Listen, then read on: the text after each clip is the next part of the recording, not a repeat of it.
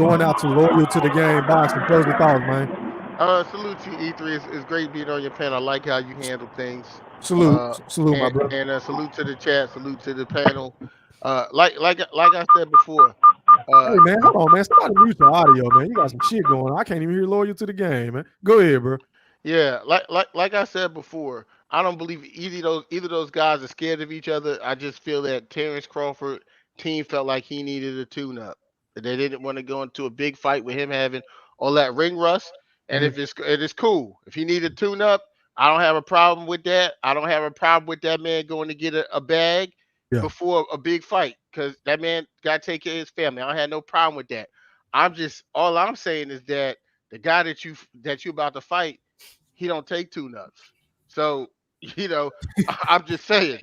I'm just saying he don't take tune-ups. He's on record not taking tune-ups, and he's coming for top guys over car accidents and eye surgery. So all that boogeyman shit, I don't believe it about no Terence Crawford. You need to get your ass in the ring and fight, and hope Earl don't go to 154, because if you go to 154 and you try to go up there and fight him, you definitely gonna get knocked the fuck out. Hey man, hey, I appreciate you for finally tapping in. I know you done left some comments on, shitting on my videos, and it's all good. Man. Hey, I'm all for the talking shit, bro. We can agree to disagree. Yes. Hey man, it makes for a better show. You're more than welcome to come on my panel anytime. My only problem with you and most of you Earl sexuals is you niggas never hold him accountable. I can give a fuck about you thinking he gonna whoop Bud and vice versa. It makes for a better show to me.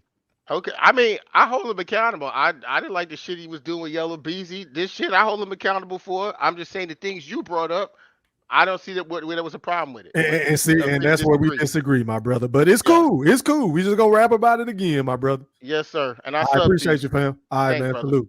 Peace. All right, man. Going out to Rockman, man. Closing thoughts, my brother.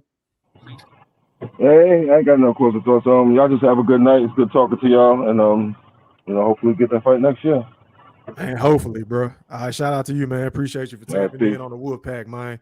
All right, going out to Mr. Gooch, to you. Make sure you go sub up to my brother, man. Closing thoughts, bro. Mr. Gooch to you, Mr. Gooch to you. Man, all I can say is E-Thriller, we had another great night again, bro. This shit was fun, man. Appreciate it, fam. Man, Big Fish. I was about to call you Blowfish. I ain't gonna even do Mr. Warren. That's Mr. Warren for you. Big Fish. Just said it. My guy, man. One love. We're gonna have to do a debate too, man. Come fuck with your boy, man. When you going live again, Mr. Goose, let the people know. Are you going live tomorrow? Yes or no, sir? You know what? I'm gonna go live tomorrow. I'm going live tomorrow, bro. I'm gonna go live. You gotta go live before BMAC, right? Oh yeah, I go live during the day, bro. Okay, so I'm gonna go live during the day, probably 4:20ish. The Zaza-ish time. So check the boy out. I'll still be at work, so I'll definitely be tuned in. Bro, I did 3 hours yesterday, so I'll probably be I listened to it, bro. I was listening. I was just occupied. I listened to it, fam. Great shit. Bro. And what, then I got we gonna talk about on the show tomorrow, Council Blush. Man, Big Fish, we might just continue off of this because this was interesting, bro. This was some interesting shit. I'm gonna have to bring my nigga Cam on so we can get some real good schooling in on this too, bro. And then hold on, I gotta say this either to all your fans, bro. It's a young cat coming out of BNB. Young Jason Knott is gonna be co-host with me, man. The youngster has got the knowledge out the camp himself.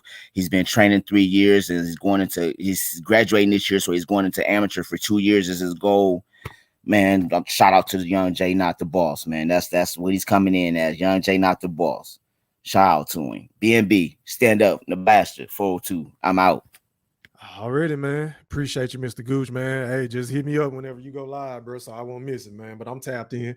All right, and let me go out to my guy, Boxing Nerd 101 from Canada. Closing thoughts, my brother.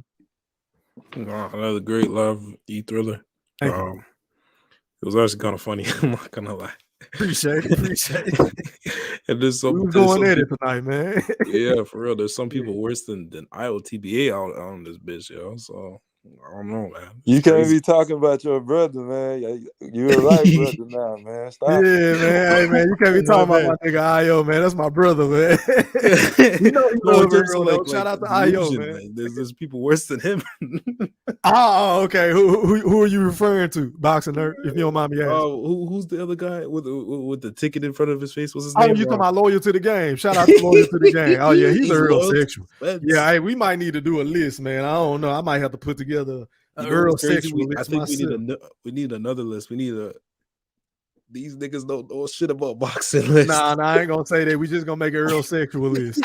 Yeah. I might drop that on Tuesday. Because people need to learn that what domination. Hey, I'm gonna get your input on it too, bro. I'm gonna hit you up. Yes, sir. Yes, sir. Y'all, No problem. But like y'all another got great show, man. super Appreciate the panel, thugs man. in the Bud Buddy Legion calling us B words, and I was like, man, Man. y'all I pretty heard that shit, man. aggressive Yeah, on the. Haru, man. Yeah, you gotta have some panel etiquette, bro. We don't talk to each other like that, fam. Yeah, man. But go ahead, Boxing Nerd. My bad. Other than that, it's a great show, man. Thank you, my brother. And yeah, I'm out. All right, man. And last but not least, well, let me go to Stephen Brimley. Are you back, my brother? Hey, yo, Steve.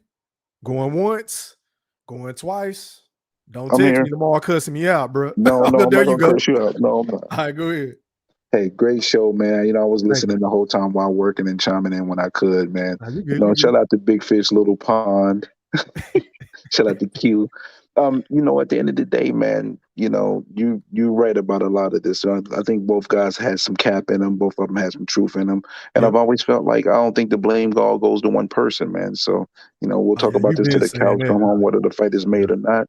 Shout out to everybody in the chat. Shout out to everybody in the panel. Like, subscribe, share around. Continue to push the real.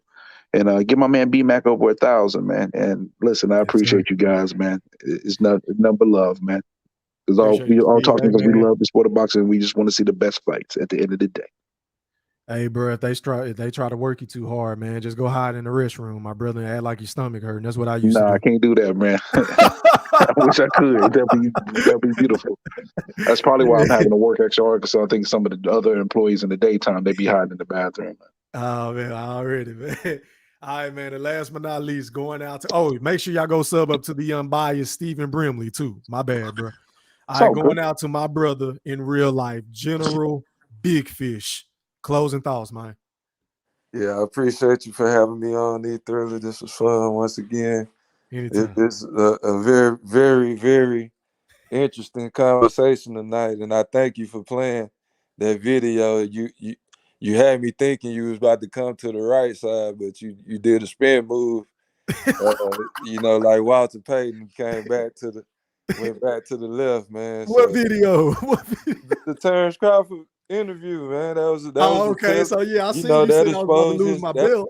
That was a great expose of all the lies and capping he be talking about, bragging about how much money he got, and I'm glad I got to see that side of that guy. I confirmed everything that I knew.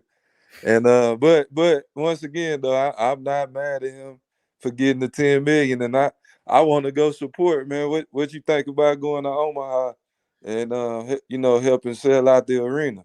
Hey man, you know me, man. I'm down for it, bro. Y'all better hurry up. It's already almost 2/3 sold. But Steve, stop playing. We should get some.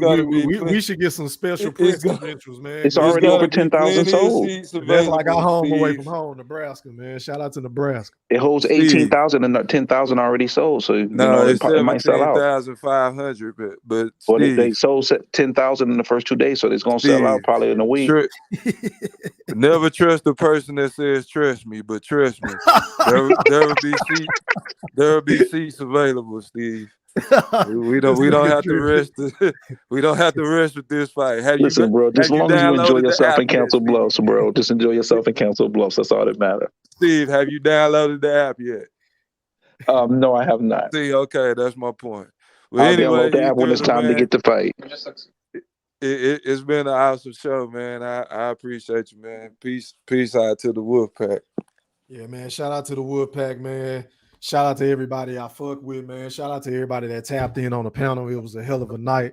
Shout out to everybody in the chat. Shout out to everybody that sent me a super chat, a cash app. I truly appreciate everybody love and support, man. Appreciate everybody for hitting the like button, for hitting the dislike button. Shout out to the playback game, man. Make sure y'all pull up for Mr. Goose to You live. I don't know if XO going live tomorrow.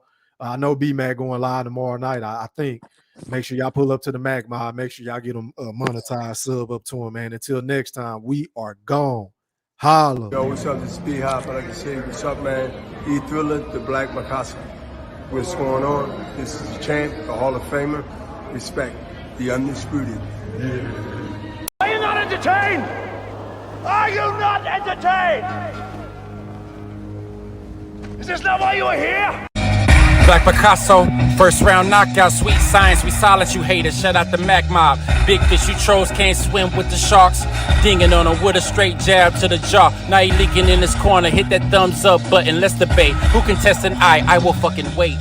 Full court pressure, Coach K until I retire. Mosquito spray you haters away, shucking and jobbing. L Boogie tapped in too, let's talk this boxing. Subscribe, like, and smash on that naughty bell button. Me and Mac like the new Shaq and Kobe. Hall of Fame the game, all our gloves is golden. They too moist, I'm the one, I'm the voice, just face it straight.